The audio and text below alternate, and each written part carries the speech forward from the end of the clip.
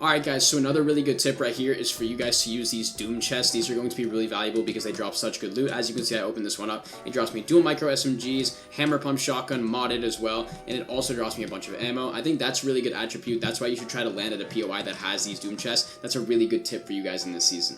Alright guys, so another great tip for you guys is to use this shotgun. This is going to be the close quarters sovereign shotgun. This is a fantastic shotgun because it does a ton of damage. It shoots pretty fast comparatively to the other gatekeeper shotgun and the hammer pump, and it's also really accurate. So for example, if I shoot Mysterio right here, it's going to be doing 86 damage. That's one to 29, but it does really consistent and decent damage. In my opinion, this is kind of like a better version of a lever action shotgun. It has a slightly larger reticle, but it's going to be really effective, especially in close quarters engagements. I'd recommend if you guys are going to be choosing a shotgun this season, the Sovereign shotgun is by far the best, simply because it's just going to be the best in terms of accuracy, damage, and overall really effective fighting. Continually guys, another tip is going to be to use these dual micro SMGs as well. In my opinion, these are some of the fastest firing and quickest reloading items in all of Fortnite competitive. Basically, you just drop them and you just keep quickly reloading them. They're very, very quick. They do a ton of damage and they're pretty accurate as well. In my opinion, these are some of the best items you guys could possibly have in this season. I genuinely recommend everybody carries these dual micro SMGs.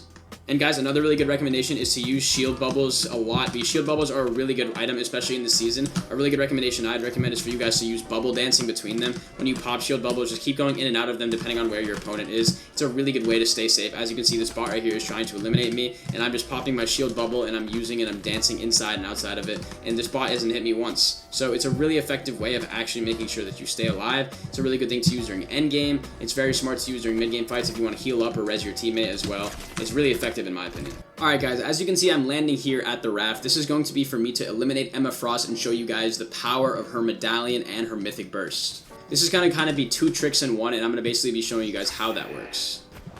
Alright, so guys, before I get into some other tips and tricks, I just want to show you what happens when you eliminate Emma Frost and you get her medallion. It's a very good medallion. The one thing I would recommend is that when she does have her little mode where she turns invincible, I'd recommend you try to avoid fighting her then, obviously, because you do no damage when you fight her then. But other than that, she's very easy to eliminate. You can easily kill her and then get her stuff. So right here, I just want to go over exactly what she has.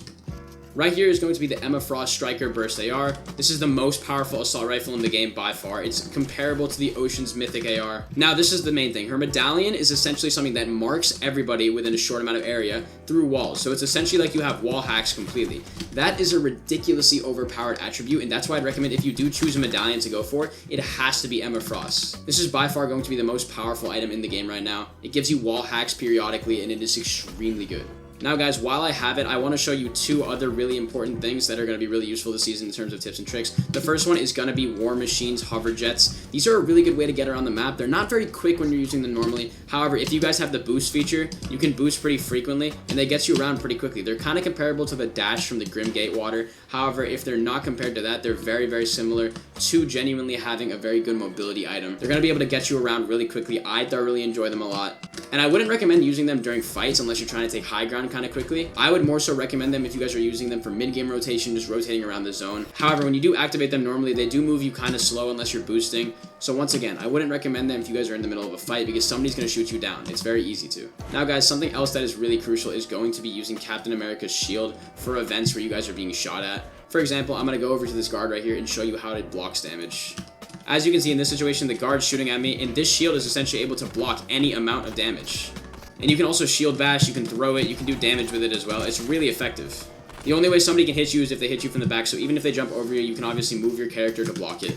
This is very similar to the riot shield that used to be in the game, that you used to be able to attach to guns. But now instead of that, we have Captain America's shield, and you can also use it as a weapon that you can throw easily. And it does 60 damage, which is honestly a good amount. Continually, you can also charge really well with the shield and helps you block damage as well. For example, if you guys are rotating in the end game and you want to have a shield with you that protects you from oncoming fire, you could rotate with it and you can easily just block damage as you guys are running. It's something you can carry to use if you guys are playing solos with rotation. It's a very solid item. Now guys, going back on exactly what the Striker Burst AR can do, this is going to be a really important thing because this assault rifle is absolutely insane when it comes to you guys ADSing and getting really good Storm Surge tags. This season, the DMR was vaulted, so it's not going to be in the game anymore, and it's not going to be the primary Storm Surge weapon as it was last season. Nowadays, this Striker Burst AR has really good accuracy, it does a good amount of damage, and it's a really good weapon to carry if you guys are looking to get Storm Surge.